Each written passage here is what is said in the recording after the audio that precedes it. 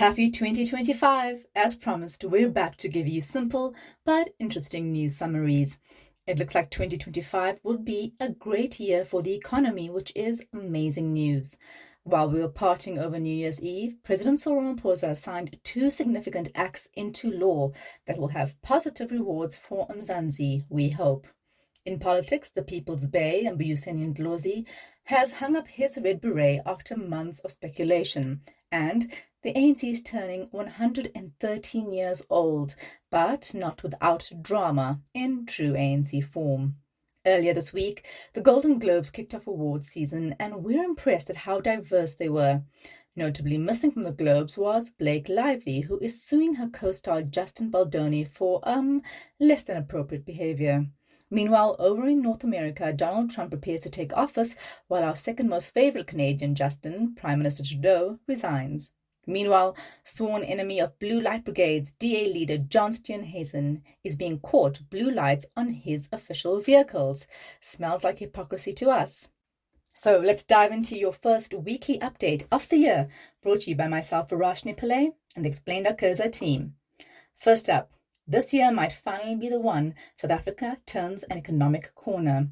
After years of sluggish growth, load shedding, and general despair, key improvements are driving cautious optimism. First up, Eskom's dramatic turnaround, nearly 300 days without load shedding, has transformed the economic landscape.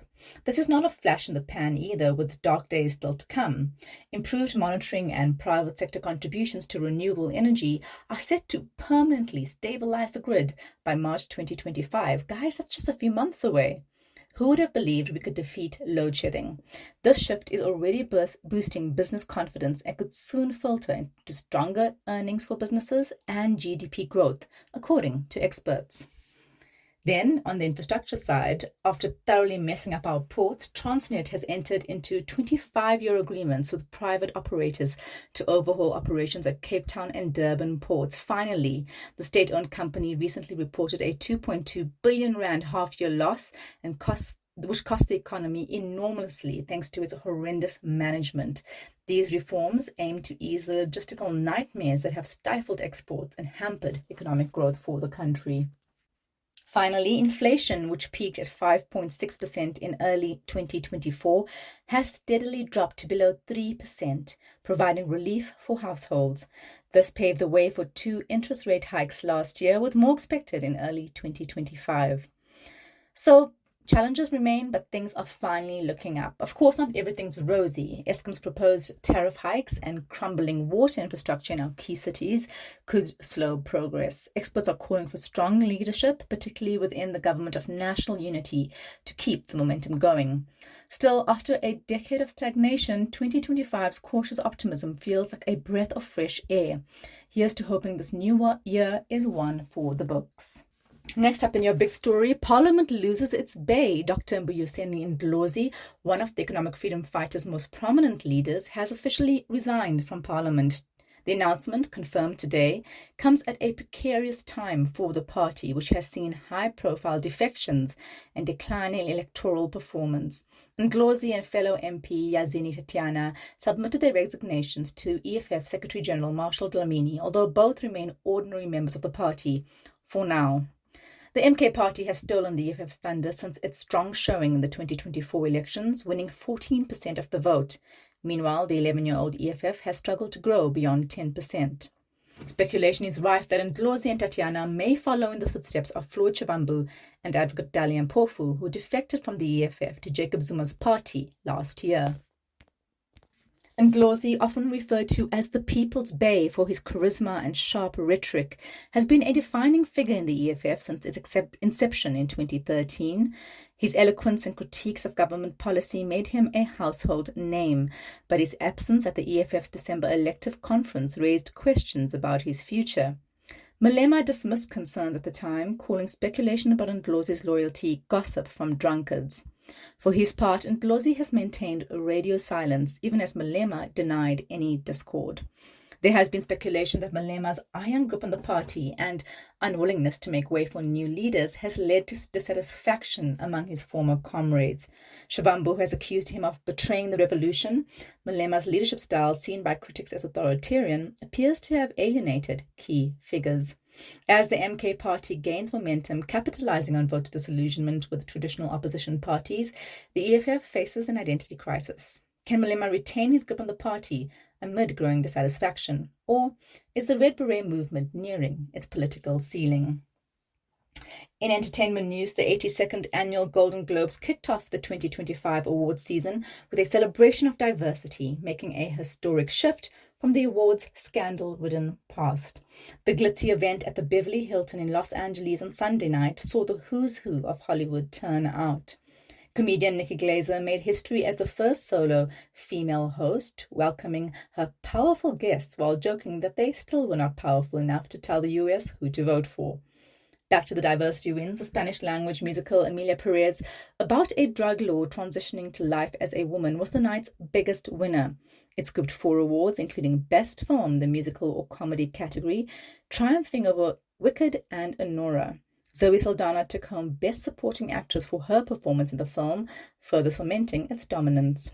Demi Moore stunned audiences with her win for Best Actress in a Musical or Comedy for The Substance. At 62, she admitted this was her first individual acting award in 45 years, saying, "I'm just so humbled and so grateful." Brazilian actress Fernanda Torres made history by winning Best Actress Drama for I'm Still Here, a performance that edged out heavyweights like Nicole Kidman and Angelina Jolie. The television categories also saw international acclaim. The Japanese language drama Shogun won Best TV Series for a drama and multiple acting awards for its cast. Its success reflects growing recognition for stories outside the traditional Hollywood lens. The Globe's return to glory came after a 2021 expose which revealed the Hollywood Foreign Press Association, which runs the awards, did not have a single black member in its voting body, sparking outrage and a boycott. Since then, significant reforms have been made to diversify its membership. The industry has learned that representation matters, not just socially but financially too, with research showing that racially diverse films earn higher box office returns. This year's Golden Globe celebrated a wide range of stories and talent, proving the industry is finally taking steps towards inclusivity and equity, one award at a time. Back to local politics, the African National Congress is celebrating its 113th anniversary this week in the Western Cape, but the party's journey to this milestone has been anything but smooth. The official celebration will be held on Saturday at the modest Khayelitsha Stadium with a capacity of just 22,000. ANC Secretary-General Fikile Mbalula claims the choice of a smaller venue is intentional, aiming to reconnect with the party's grassroots in the province. This is the constituency that voted for the ANC religiously, he said, acknowledging recent drops in voter turnout. ANC chairperson Gwede Mantashe echoed the sentiment, describing the venue as a chance to interact directly with people. But the lead-up to the event has not been without drama. Deputy President Paul Mashatile accused the Western Cape's DA-led government of neglecting communities like Khayelitsha and Gugulethu, sparking a heated response from Helen Zille, who called the remarks bullshit. Then, on Tuesday afternoon, Mashatile's bodyguards were accused of manhandling a man who wanted to enter his own home while the deputy president was visiting the man's mother, who runs a community soup kitchen. Mashatile has since apologized, but it is worrying how he's never too far behind when we hear of VIP protection members abusing their power. Adding to the chaos, former ANC President Jacob Zuma has demanded reinstatement to the party after being expelled last year for founding the rival MK party, which ate away at the ANC's parliamentary and KwaZulu-Natal provincial majority in last year's elections. His lawyers have given the ANC until 31st of January to respond, but Mbalula dismissed Zuma's demands as mischievous and ridiculous. The smaller, subdued celebrations reflect the ANC's struggles to retain its political dominance amid declining support and internal rifts. As Africa's oldest liberation movement reflects on its legacy, it faces a crucial question. Can it pivot from self-serving politics to serving the people? The answer may determine whether it reaches another century of existence. Back to entertainment news. Remember late last year when everyone seemed very irritated with actress Blake Lively around the time of the release of her movie It Ends With Us. Critics accused her of trivializing the movie's themes of domestic violence and punting her brands and products, including inappropriately alcohol. An old interview surfaced showing her being rude to a journalist. It turns out that the seeming public swell of dissatisfaction may have been orchestrated by her director and co-star Justin Baldoni with his PR team. In December 2024, Blake Lively filed a lawsuit against Baldoni, alleging sexual harassment during the production of the movie, listing examples of unwanted kissing scenes, inappropriate sexual comments, coming into her trailer uninvited when she was unclothed, and contributing to a hostile work environment. She accused Baldoni of orchestrating a smear campaign to tarnish her reputation after she raised concerns about his behaviour. Baldoni has firmly denied these allegations, providing text where he was invited into Lively's trailer while she was breastfeeding to run lines, among other refutations. Baldoni also filed a R250 million lawsuit against the New York Times for their reporting. There had been some mutterings about the conflict between the stars after the film, with rumours that Lively had tried to wrestle creative control, which Baldoni now says was the case.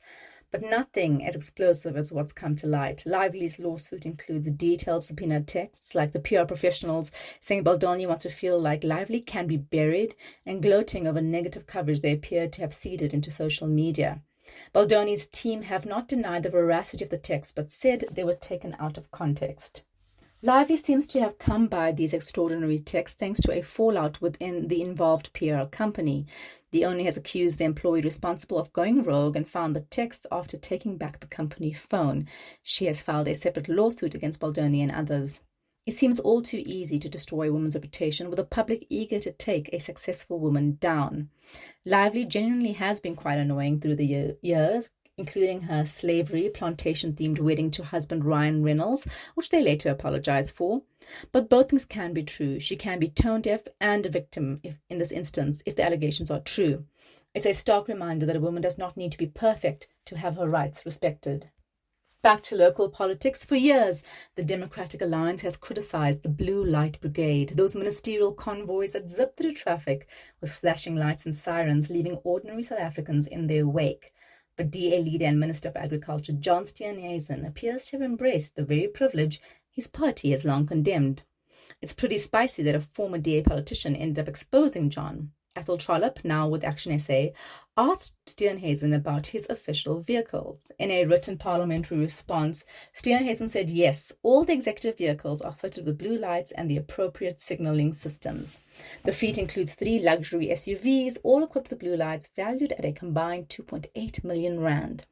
In response to questions from Daily Maverick, Steenhuisen's spokesperson, Charity McCord, stated that the vehicles were inherited from the previous administration and the acquisition of new vehicles has been strictly blocked by the DA ministers themselves.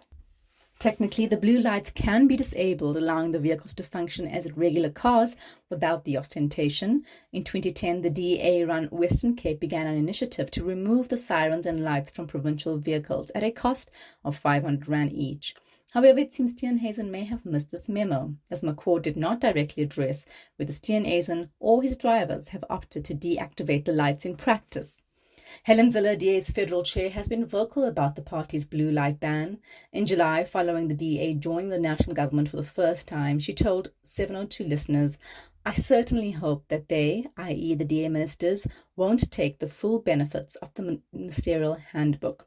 I hope they won't run around in blue light brigades because that has not been our policy for a very long time." So much for that. As South Africans tighten their belt amid economic pressures, Steenhuisen's blue light SUVs stand as a stark reminder that political optics matter. Perhaps it's time for a rethink or a more modest ride. Finally, in international politics, populism is shaking up liberal democracies around the globe, with key players like Canada's Justin Trudeau stepping down, Donald Trump making a comeback, and Elon Musk throwing his weight around in UK politics. The upshot, liberal norms are under serious threat. In Canada, Justin Trudeau, once the poster child for progressive politics, announced his resignation this week after nearly a decade in power. Despite early successes like cutting child poverty and legalizing marijuana, he leaves amid declining approval ratings and internal party chaos. Trudeau cited these internal battles as the reason for stepping aside. His departure paves the way for populist conservative leader Pierre Poilievre, who's gained traction with rhetoric promising to take back control of Canada's borders and economy. Sound familiar? It's Trump 2.0 Canada style. Meanwhile, across the pond, UK Prime Minister Keir Starmer has been fielding attacks from Elon Musk, the billionaire, who's blaming him for historical grooming gang scandals, claims widely debunked but damaging nonetheless. Musk's tactics echo the populist playbook: amplify divisive rhetoric, muddy the waters with misinformation, and watch the chaos unfold. His vocal support of far-right figures and calls for drastic measures like dissolving UK's parliament have only deepened the divide in British politics. Meanwhile, in the US, Donald Trump's political comeback is overshadowing his legal troubles. As he prepares for another term in office, several charges against him have been dropped, not because he's innocent, but because sitting presidents can't be prosecuted. Critics argue this undermines the principle that no one is above the law. Yet Trump's brand of populism remains strong, powered by his ability to rally a disillusioned base. What does this mean for South Africa? The rise of populist leaders globally highlights the fragility of democracies when institutions fail to deliver real change. South Africa's own flirtation with populism, seen in the MK Party's growing support, serves as a reminder: if leaders don't address public's frustrations, populists will do so. Finally, South Africa kicked off 2025 with two major pieces of legislation: the Global Minimum Tax Act and the Employment Equity Amendment Act, EEA. These laws aim to tackle multinational tax avoidance and promote workplace diversity, respectively. Here's what they mean for you. The Global Minimum Tax Act, effective from the 1st of January, enforces a 15% minimum effective tax rate on multinational enterprises earning over 750 million euros. That's about 15.3 billion rand, and that is per year, annually. It's part of a global initiative to prevent tax avoidance by corporations moving profits to low-tax havens. Finance Minister Enoch Godongwana has championed the act, predicting it will generate an extra 8 billion rand in corporate tax revenue by 2026. Key to the law is the domestic minimum top-up tax.